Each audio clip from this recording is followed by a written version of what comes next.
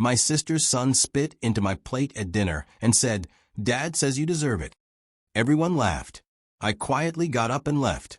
That night, Mom messaged, "Don't contact us again." My brother reacted with a thumbs up. I replied, "Understood. Mortgage autopay ends tomorrow." By 11:42 p.m., the chat exploded. I nearly flipped the damn table. I had never been more tempted to cause a scene in my life. It wasn't just the spit, though. Watching Caleb lean over, lock eyes with me, and deliberately hawk a wad into my mashed potatoes was disgusting enough.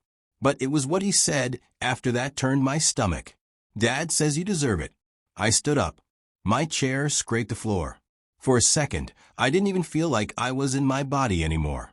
10 years old or not, that kid knew what he was doing. He knew exactly what those words meant. And the way he said it, proud, loud, as if it were some family joke I wasn't in on, made me want to say something that would have burned every bridge in that room to ash. But I didn't. I sat back down fully. My hands were shaking. Not because I was afraid, because I was furious. Jenna looked up just long enough to smirk at me before going back to scrolling through her phone. Alex was still chewing, clearly unbothered. My mom, across the table, didn't even blink. She cut her meatloaf like nothing had happened. Like spit on a plate was just another Tuesday. Then Jenna laughed loudly. Caleb followed, laughing like it was the funniest thing he'd ever seen. Alex wiped his mouth and muttered something about classic Caleb. My mother's lips curled just slightly into a smile. No one said it was wrong. No one asked if I was okay. I realized in that moment I wasn't angry at Caleb, not really. I was angry at them. For creating him. For shaping him into a mirror of themselves. For expecting me to keep showing up like none of this ever happened. Like I was the idiot for staying quiet while they treated me like a walking ATM with a side of emotional target practice. I stood again, this time calmly. Picked up my purse, left my shoes by the door, walked out without a word, got into my car, and drove back to my apartment barefoot. When I got home, I didn't cry. I didn't call anyone. I just turned on the kettle and sat there quietly, processing. Then I opened my laptop and logged into my banking dashboard. My name was tied to Mom's mortgage account. I had been covering the shortfalls for the last year and a half, quietly, automatically, every month. Jenna always assumed I was doing fine and guilt me into paying for things she couldn't afford right now. Alex had borrowed money I knew I'd never see again. And somehow, even though they had more support, more praise, and more love growing up, I was the one expected to sacrifice. At 9:12 p.m., my phone buzzed. "Mom, don't contact us again." No explanation. No context. Just that. I stared at the message for a full minute. Then I typed back, "Understood. Mortgage autopay ends tomorrow." I watched the chat go quiet. Then, at 11:42 p.m., it exploded. First it was Jenna. "What are you talking about?" Then Alex. "You're joking, right?" Then Mom. "Don't be petty, Sarah." Then another message from her. "You're being dramatic." Then Jenna again. "You're seriously going to screw over your own mother?" Then Caleb sent a laughing emoji. Then a crying one. Then a thumbs down. And then Alex again, thumbs up. I didn't reply. I turned off my phone and went to bed. At 7:03 the next morning, there was a knock at my door. It was Danielle, my cousin. She was holding coffee in one hand and a bag of everything bagels in the other. She didn't wait for an invitation. She walked in, dropped the bagels on my counter, and smiled. "Took you long enough," she said. I didn't say anything. I just poured 2 mugs of coffee and sat down across from her. She was right. I should have done this years ago. Danielle didn't ask what happened when she walked in. She just handed me coffee and said, "Took you long enough." We sat at my kitchen table while the bagels cooled between us. For a while, neither of us said much. Then she opened her laptop, looked at me, and said, "Okay, time to clean house." She meant it literally and financially. While I tossed out the reminders of my family. The jacket Jenna left here 6 months ago, Caleb's broken Nintendo controller I was apparently supposed to fix. Danielle pulled up my bank accounts, loan records, and the autopay list I hadn't touched in years. "You've been paying their bills like a full-time accountant," she said. No wonder they treat you like an employee. There was more than I remembered. My name was still attached to Mom's cable plan, Jenna's dentist from 2 years ago, and even the family's Disney Plus account. I was still paying for the Netflix account that only Caleb used. Every single tie, cut. Jenna's car loan was trickier. I had co-signed years ago when she told me she needed help just for 6 months to get approved. She never refinanced, never mentioned it again. I called the lender and filed a release request. It would take a few weeks, but it would be done. Danielle looked up at me. You do realize how big this is, right? I nodded, but I didn't really feel it yet. I just felt lighter, not happy, just not crushed. In the following days, I started noticing how much more space I had in my life. Real space. I wasn't constantly checking my account. I wasn't getting passive-aggressive text about money or errands or, can you take Caleb to his appointment next week? I had silence. Cold, still, unfamiliar silence. And I liked it. I bought a new mattress, got my hair cut, signed up for a Thursday night pottery class with Danielle. It felt weird to do something just because I wanted to, but I was learning. The group chat stayed dead. Not a single message. I waited, but nothing came until 2.5 weeks later, when Jenna sent a single text. You're a terrible human being.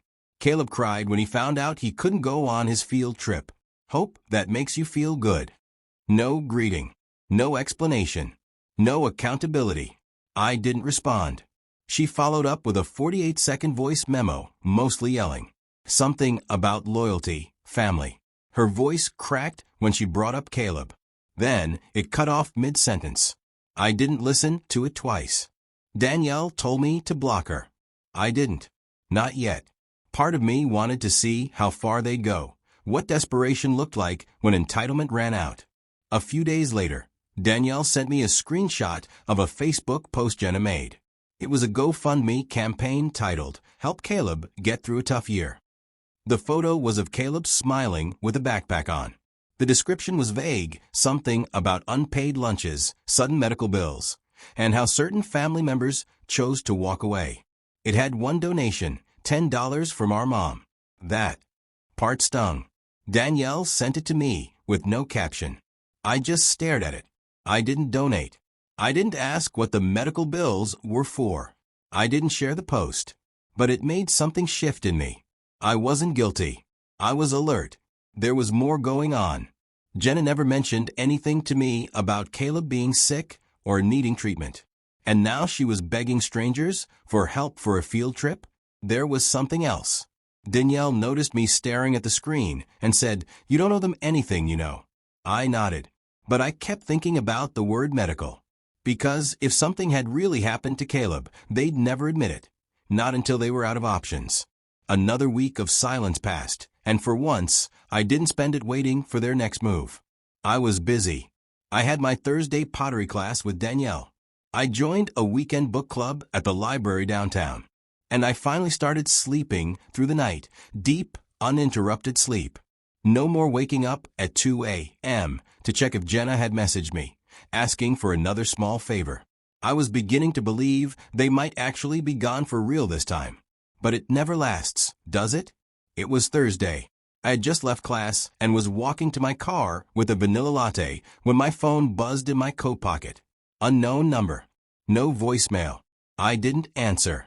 Not even a minute later, a message popped up. It was Jenna. I know you hate me.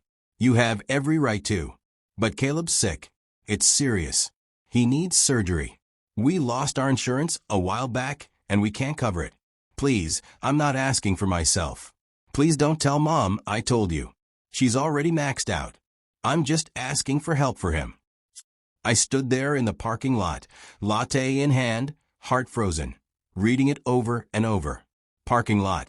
I was leaning against the driver's side door, reading the message over and over again.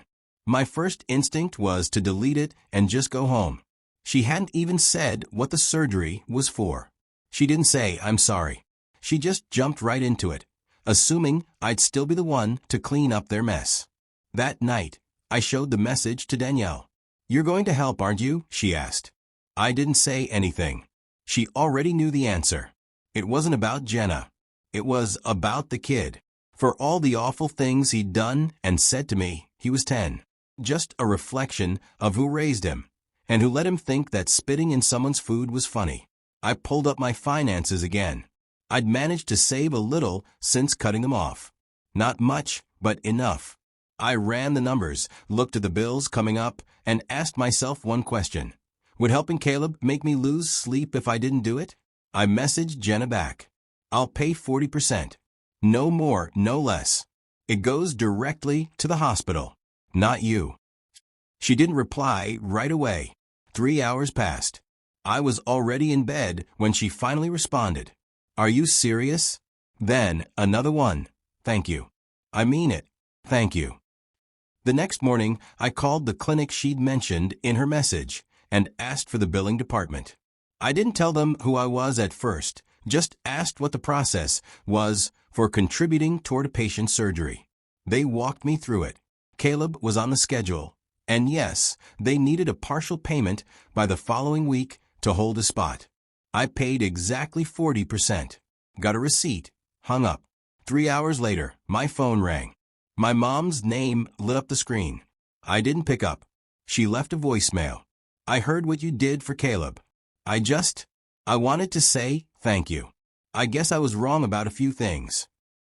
That was it. No apology. But close. The closest I'd probably ever get. I didn't call back. Not yet. The next few days were quiet again, but not in the cold, punishing way it had been before. More like something was finally settling. Then, Saturday afternoon, I came home to a package on my doorstep. No return label, just my name written neatly in black marker. Inside was a cardboard box filled with old photo albums. Real photos, not digital prints, some yellowed at the edges. I flipped through them slowly, sitting cross-legged on the floor. Pictures of me in grade school, Christmas mornings, my first bike, my 7th birthday.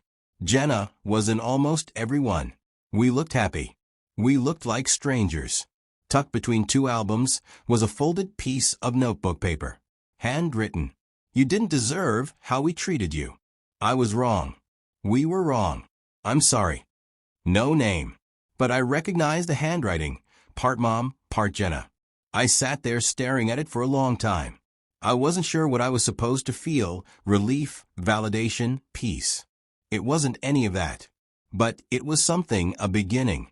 For a while, I didn't touch the box again. I slid it onto the shelf in the hallway closet, like it might start leaking if I left it out in the open. The note stayed folded inside a book I wasn't reading anymore. I wasn't ready to sift through old memories or unfinished apologies. Not when I still didn't know if any of it was real. 2 weeks passed without a word. Then, just when I started to think the story was over, I got a text from my mother. Dinner. Sunday. Just us. Please come. Danielle was immediately suspicious. She cooking or ambushing? I didn't know. But I went. Not because I trusted her, but because I needed to see for myself if anything had actually changed. I didn't tell Danielle until I was already parked in front of the house. She threatened to drive over and rescue me if I didn't text every hour. It was quiet when I walked up. Porch light on. No yelling inside, no TV blaring. For a moment, I thought she might have forgotten she invited me, until I smelled something I hadn't smelled in years. Apple pie. Homemade. I stepped inside, and there she was, in the kitchen, apron on, eyes red. Something was burning. Not the pie, something else. I followed the smell and saw the broken wine glass near the sink. Shards scattered across the floor and counter. Her hand was wrapped in a towel, already stained dark. She tried to act like it was nothing. Said she dropped it earlier, forgot to clean it up. I cleaned it for her. Rinsed the cut, bandaged her hand. We didn't talk much. Not then. She finally sat down at the kitchen table while I finished setting out the food. Meatloaf, green beans. Not fancy, but familiar. When we started eating, she didn't say anything about Jenna. Nothing about Caleb. Not even about the money. She just asked me one question. Are you happy? It hit harder than I expected. I told her I was. And it was the first time I'd ever said it without needing someone else to believe it. I was paying my bills. I was sleeping at night. I was waking up without dread. That was enough. Then she told me something I never thought I'd hear from her. I wasn't fair to you. I saw you as someone who could take it. So I gave you everything to carry. She didn't cry. She didn't beg. She just sat there, her bandaged hand resting near a half-finished plate, looking smaller than I remembered. We didn't hug. I didn't stay long. When she asked if I wanted to see Caleb, I said no. It was the first time I'd ever told her no, without bracing for what would come next. She just nodded. No anger. No guilt trip. I left before dessert. 3 days later, Jenna texted. He wants to see you. He wrote you something. I know you don't owe us anything, but I'm trying. I ignored it. Another 2 days passed, and a package showed up at my door. No return address, just my name written in handwriting I recognized. Inside was a folded sheet of line paper with a pencil drawing. Me and Caleb on a park bench. I looked like a potato with hair, but it was clearly me. Below it in thick, messy letters. Sorry I was mean. Thank you for helping me not die. Love, Caleb. I sat on the floor for a long time holding that piece of paper. It was ridiculous. It was perfect. That night, I wrote a short note and mailed it back. Thanks for your drawing. I'm glad you're okay. No smiley face. No promises. Just the truth. 3 days later, there was a knock on my door. It was Jenna. I hadn't seen her in person since the night Caleb spat in my food. She looked completely different. No makeup. Hair in a loose ponytail. She wasn't wearing the designer boots she used to flaunt. And for the first time in years, her hands were empty, except for one thing. Her wedding ring. I didn't say anything. Just opened the screen door and waited. She held it up between her fingers. I'm selling it. I should have done it a long time ago. I need to stop pretending I've got it all figured out. I don't. She swallowed hard, then looked at me. Before I do that, I just needed to say it. I'm sorry, Sarah. For all of it. For how I treated you. For Caleb. For every time I let Mom do it too. I didn't say anything right away. I didn't need to. Then she added, and this caught me off guard, talk to Mom. She's thinking about selling the house, moving closer to you. She says she wants to start over. I blinked. That was not part of the plan. Not part of any version of this story I'd ever imagined. She reached into her pocket and handed me a small envelope. Inside was a check. It wasn't for everything I'd paid over the years, but it was something. For digits, enough to make my breath catch. It's from both of us, she said softly. And for once, I didn't know whether to cry, laugh, or finally let it all go. Us, she said softly, then turned and walked back to the car, where Caleb was sitting in the back seat, watching me quietly. He waved. I waved back. I stood in the doorway long after they pulled away. Caleb's wave stayed with me. It wasn't overdone or dramatic, just a small motion, like he meant it. Like he understood something now that he hadn't before. Maybe he did. Or maybe he was just a kid trying to start over in the only way he knew how. I went back inside and stared at the check. It wasn't a huge amount, not compared to everything I'd covered for them over the years. But it wasn't small either. More than enough to say we remember. Enough to say we know what we took. I left it on the counter and didn't touch it for the rest of the night. Danielle came over an hour later. She didn't wait for me to explain, just dropped her keys in the bowl by the door, kicked off her shoes, and handed me a bottle of wine like we'd already started the conversation. You look like you just got proposed to by an ex, she said, opening the freezer. There's no frozen pizza. I laughed. It was the first time I'd laughed in days. We talked, not just about Jenna or my mom, but about me. About things I wanted to do. Danielle told me there was an opening at her firm. Administrative work. Flexible hours. Actual benefits. I didn't even hesitate when I said I'd think about it. That used to be a huge step for me. Back then, my brain would immediately flash through all the ways taking care of someone else would get in the way. But there was no one else anymore. Just me. And the idea of that didn't scare me anymore. A few days later, Mom texted me again. It was a photo, a small one-story house with peeling paint, a crooked mailbox, and a swing set in the yard. Thinking about buying this. 10 minutes from you. That caught me off guard. It didn't feel like pressure. It felt like possibility. Like she was saying, I want to be close, but I'm not asking for anything. I didn't reply right away. I just stared at the picture. A beat-up little house that looked like it was waiting to be cared for. In a strange way, it reminded me of her. 2 days after that, I came home from pottery class and saw an envelope under my door. No name, no postage, just my first name written in pencil, a little uneven. I already knew. Inside was a folded card with cartoon bears on the front, the kind you buy from a gas station when you're in a rush. Inside, in a child's handwriting, "Hi Sarah. I feel better now. Mom says I can visit if you want. I'm sorry for being mean. I hope you like your job and your new haircut. Love, Caleb." I froze. I hadn't told anyone about the job or the haircut. I hadn't posted anything online. That meant Jenna told him. That meant she was talking about me, not bitterly, not mockingly, but as someone worth knowing, worth respecting. That felt strange. I didn't cry. I didn't laugh. I just sat down at the kitchen table and stared at the card. The next morning, I opened my laptop and looked at the application Danielle had sent me. I filled it out. Hit send. Then I opened a new tab and wrote Caleb a short reply through his school email, not Jenna's. "Hi Caleb. Thank you for your card. I'm glad you're feeling better. I'm still deciding about visits, but I'd like to write you sometimes. That's okay with me if it's okay with you." 2 days later, another envelope came, this one thicker. Inside was another drawing. Me, Caleb, and Danielle sitting at a table covered in messy little clay pots. His attention to detail was ridiculous. He'd even drawn the crooked handle on my first attempt.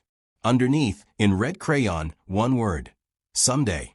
That word hit me harder than I expected. He didn't write, "Can I come over?" or "Can we hang out?" He just gave me space.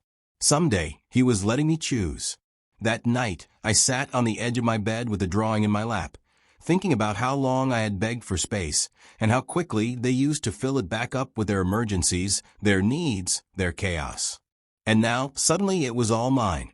I folded the drawing gently and slid it into the same book where I kept the first note from Mom.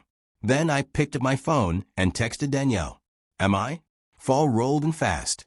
The leaves outside my window shifted from green to amber almost overnight.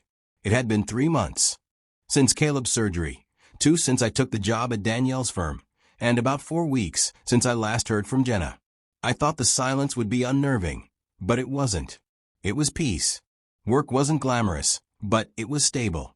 I had a routine now, coffee from the same corner shop each morning, a desk near the window, and coworkers who didn't expect me to fix their lives. Danielle and I carpooled most days. She never said it, but I could tell she liked having me around. I liked it too. One quiet Thursday evening, my phone buzzed. It was Mom. She'd bought the house. I did it. Closing went through. "I'll be moving in 2 weeks. You don't have to help, but I'd like to cook for you once I'm settled." I stared at the message for a long time. Then I replied, "One dinner. That's all I'm agreeing to." A few days later, another letter arrived. This one wasn't from Caleb, it was from Jenna. Typed. Signed. No drawings. No passive-aggressive swipes hidden between the lines. Just a full page of clarity. She talked about shame, about watching Caleb almost die, and realizing the only person who stepped up wasn't her or Alex, or even Mom, but me. She said she hated me. Not because I was cruel, but because I kept being kind. And it made her see who she wasn't. "I know you don't owe me anything. I just needed to say this before I let go of expecting anything back." I didn't respond, but I kept the letter. Then, right before Mom's move, I got another message from Caleb. "Hi Sarah. Mom says I can invite you to something. We're having a family dinner. A real one. No yelling, no weird meatloaf. Mom said she'll even use the good plates. You can say no, but I hope you don't." The words "are real" one stayed with me. Danielle raised an eyebrow when I told her. "You trust them not to implode?" "Nope. But I trust myself to walk out if they do." So I went. It was strange from the start. Mom opened the door and actually hugged me. Not a cold, performative thing, but an awkward, real squeeze that said, "I'm trying." Inside, Jenna was already at the table, helping set out food. Real food, not takeout in a pan or frozen pizza. Roast chicken, salad, actual vegetables that hadn't come from a can. And Caleb. He ran up and handed me a napkin folded into a triangle. "I made you a place card," he said. "Says your name and everything." I sat down, expecting tension, waiting for the sarcasm, for someone to snap, for the old rhythms to return. But they didn't. We talked about normal things. I asked Caleb about school. He told me he liked art now. Jenna mentioned she was interviewing at a local library, just part-time, but steady. Mom said she was trying a walking group for people who forgot how to have friends. At the end of the meal, Jenna handed me a small box. It wasn't wrapped, just taped shut. I opened it slowly. Inside was the old family photo I'd always loved, the one of all of us at the lake when we were kids. I was holding Caleb in the background, though he hadn't even been born yet. Mom said it was the only copy. She wanted me to have it. There was something else in the box, a key. "To the new house," Mom said, "in case you ever want to drop by. Or leave. No strings. Just it's yours too, if you want it to be." I didn't say anything for a long time, but I stayed for coffee, for pie, for a moment that finally felt like a family. And maybe, after everything, that was the real ending. Not a perfect one, just a possible one.